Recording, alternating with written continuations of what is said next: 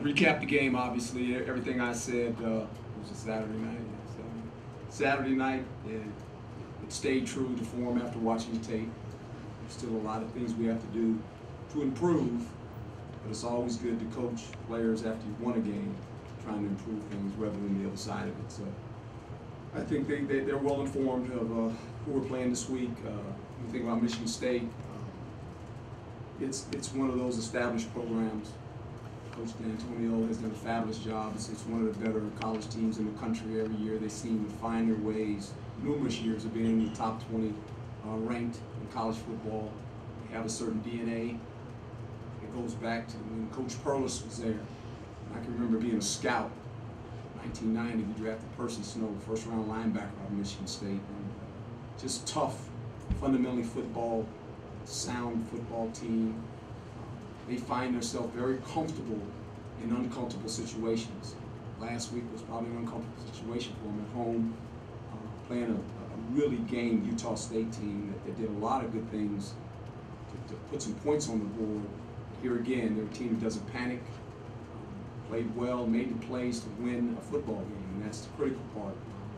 They travel well, generally a good run offense and good defense travels well. He walks into any stadium on the road and can play. And so this is why they've been very consistent. Coach has done a fantastic job there for 12 years. I met him quite some years back. And one of the better college football coaches in the country. And their team takes on the personality of their coach. Very tough, disciplined, don't make a lot of mistakes. An experienced group on defense. I guess the quarterback was a local kid, athletic, can make some plays outside the pocket, tough guy. So they're the typical, when you think that conference, they meet the bill of a team that plays in a tough physical conference. When you went back, you saw it live, but when you went back and saw McKeel's second touchdown where he caught the short pass, can you share just kind of what went through your mind when you watched it? I thought about what I talked about that week. The thing that concerns you about opening days is what? Missed tackles. A lot of missed tackles. Great run by him, missed tackles. And, that doesn't surprise me with McKeel. All the work that he puts in after practice and all the things he does in the weight room when no one's looking. I mean, he is a guy that is really, it's important to him to play well. He loves the competition, loves the spotlight, loves the lights. He doesn't run to the shade. He wants the light on him. He likes to perform in big time situations. The run was surprising. We at the end of yesterday when we brought the team in, the play of the day. We always on Mondays you win a game, bring the team back. There's always a play of the day, and I showed that, and everybody was excited. And then I said not so fast. Interception by our defensive lineman was the play of the day. That was a pretty good run too. He doesn't get enough credit, so I have to give him some love. So Nikhil was up there going shaking his head. No, coach, I said, yeah, Nikhil, it's the play of the day, not yours. We expect you to do that. But a defensive lineman dropping into the slant zone and intercept and run for a touchdown is pretty impressive. Big fella like that. How rare, you coach a lot of great receivers. How rare is it that a guy his size has that ability to make defenders miss like that? It's rare, but here again, he's a talented player, and I saw that when he was in high school. When I had him in he's different, and you can tell he's a guy that's going to have an opportunity to extend his career beyond college. And I think he's working at it. He understands the importance of it. I think he wants to play at the next level, and he will. But right now, I think it's a thing that when you watch, when you watch other players, sometimes you get admired with other guys, and they have a similar receiver. Davis, number 18, big, strong, physical guy. Similar dimensions, about 6'4", about 218, somewhere right around there. Same kind of traits, catch it, strong hands, 50-50 balls. He can jump up and catch it. So it'll be kind of fun watching both of them. Hopefully we can slow their guy down, but he's a good player. Herm, when a kid like the work, he comes home. You talked about what you liked about him as a quarterback. What about the dynamic of a kid coming back to play in his hometown? He wants to come back and be the conquering hero. Can you just kind of address that? Well, I think he'll stay in the framework of the offense. And one thing they do is they pound the ball. They're a physical run team. You have two really good backs that they run better after contact, to be quite honest. And he's a quarterback that He's in full control of the offense. Can make some plays with his legs now. He'll get out away from it and make plays. And I think, you know, coming home is always exciting for you. But he's playing on a team where, you know, he has some complementary players. The way they play offense, he doesn't have to put it all on him. You know, he can give it to the runner. He's got some receivers that make some plays. So I think he's comfortable with who he is. You know, he's played in enough football games now. Coming home can be a burden to a young guy sometimes because of all the requests and all the you guys will want to talk to him all week, and he's got to deal with that. But he's, you know, like I said, when this team is a team that is used to the spotlight. That's their norm. That's normal to them. Okay, so when you're the quarterback and you're in a winning program, that comes along with that. And I think that's why they're so successful. They have an air about themselves that when they get off the bus, regardless of at home or on the road, there's a standard they're going to play to, and they've done it.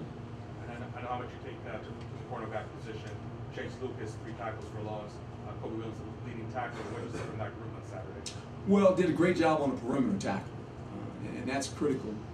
You know, college football is about the perimeter game. Now, these guys are not so much on the perimeter. They like to run it up inside, you know, and beat you up a little bit. But they've got receivers that are really talented, that can catch the ball, and they're hard to tackle.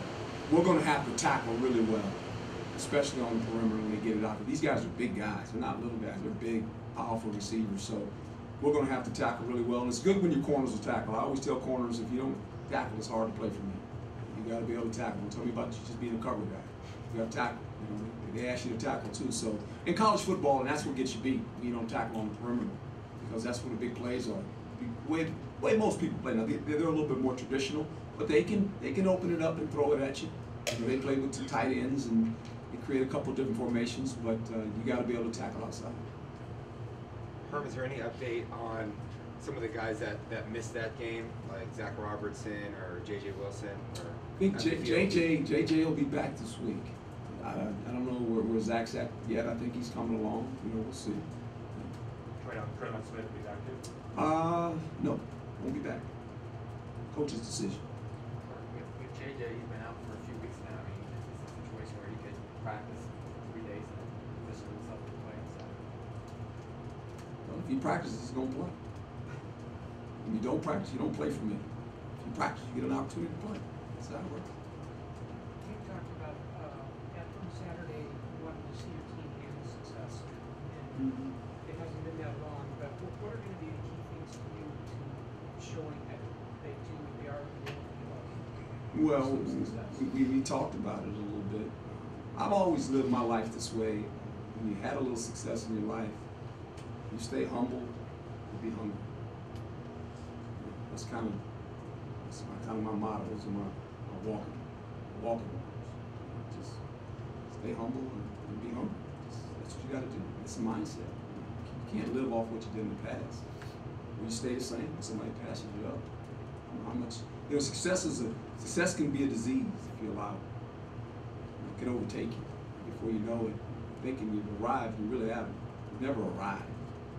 There's always something else you want. If you love the feeling of success, well, what does it take to have some more success? I think successful teams understand that. We won a football game, and that's fantastic. But now we got to try to win another one against a really, really good football team. So this will be a good test for us. What are some of the things Michigan State does defensively that stand out to you? They understand who they are. They play complementary football.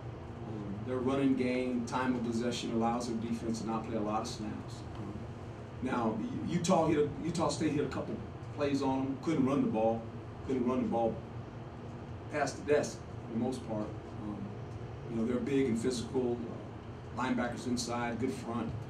Secondary tackles excellent for the most part. So, you know, they don't do a lot.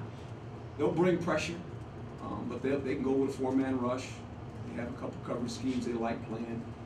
It's, you know, they're a team that understands who they are, so they don't worry themselves about who you are. And I think good teams understand that. You know, teams that have success, they they don't worry about the opponent. This is who we are. We're going to play this type of defense. On offense, this is what we're going to do. And generally, when you build your DNA that way, you're able to recruit players like that. And it just kind of works. You know, when you've been there 12 years, you kind of establish something, who you are. And they play in a conference where there's different teams in that conference, but they're Michigan State. They have a brand of how they're going to play. And they're not going to change that. And that's why they're so consistent with winning a lot of games. Like he said, he wanted, for the first game, he just wanted Manny to go out and manage the game. How do you think he did in that regard? He did fairly well. You know, when you don't turn the ball over, now he wasn't asked to do a whole lot. I mean, he only threw it, 24 times or something like that.